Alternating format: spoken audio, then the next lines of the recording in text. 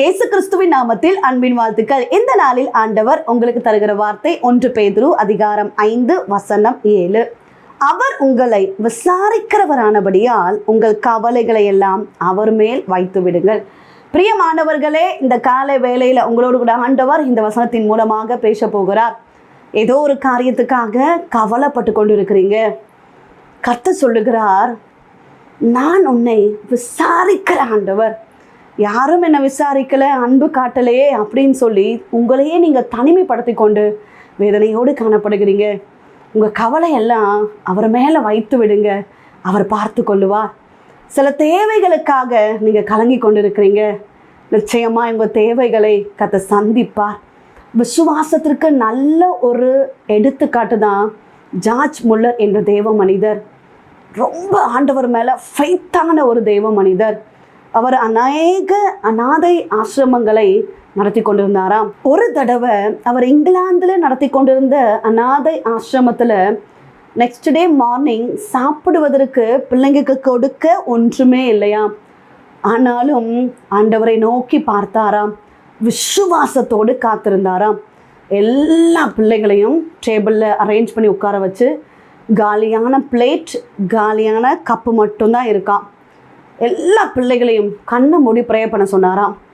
ஆண்டவரே, இந்த நாள் நீர் எங்களுக்கு தந்த உணவுக்காக நன்றி அப்பா அப்படின்னு ப்ரேயர் பண்ண சொன்னாராம். பிள்ளைங்களும் உணவே இல்லை, ஆனாலும் நீர் தந்த உணவுக்காக நன்றி அப்படின்னு விசுவாசத்தோடு ஜெபித்தார்களாம். பிரியமானவர்களே, ஜெபம் முடித்து கண்ணை திறக்கிறதுக்குள்ளாக கதவு தட்டுகிற சத்தம் கேட்டதா. திறந்து பார்த்தா நிறைய ரொட்டிகளோடு ஒருத்தர் ஆயத்தமாய் ரெடியாக அவங்களுக்குன்னு ப்ரிப்பேர் பண்ணி கொண்டு வந்தாராம். கேட்டபோதோ, இரவெல்லாம் எனக்கு தூக்கமே வரல, உங்களுக்கு ஆண்டவர் ரொட்டி செய்து தர சொன்னார், அதான் அந்த காலையிலே கொண்டு வந்திருக்கேன் அப்படின்னு சொல்லி அவர் கொடுக்குறாராம். இன்னொரு பக்கம் பால் எடுத்துக்கொண்டு ஒரு நபர் வந்தாராம். இந்த வழியாக நான் கடந்து வந்தேன், இந்த கரெக்டாக இந்த பிளேஸில் என்னுடைய வண்டி ரிப்பேர் ஆகிடுச்சு, இந்த வெயிட்டோடு என்னால் கொண்டு போக முடியாது, இந்த பாலை நீங்கள் வைத்து கொள்ளுங்க அப்படின்னு சொல்லி கரெக்டாக அந்த மார்னிங்க்கு தேவையான அவங்களுக்கு உணவு ஆயத்தமாகி கர்த்தரே கொடுத்தாராம். பிரியமானவர்களே, அவர் உங்களை விசாரிக்கிறவர், உங்கள் தேவைகளை அறிந்தவர், ஆச்சரியமாக நடத்துவார். எலியாவை கேரித் ஆற்றண்டையில் கர்த்தரே கொண்டு போனார், காகத்தை கொண்டு போஷித்தார்.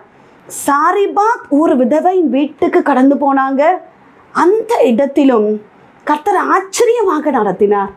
நம்முடைய ஆண்டவர் ஆச்சரியமாக நடத்துகிறவர், விசாரிக்கிறவர், போஷிக்கிறவர், உங்களையும் நடத்துவார்.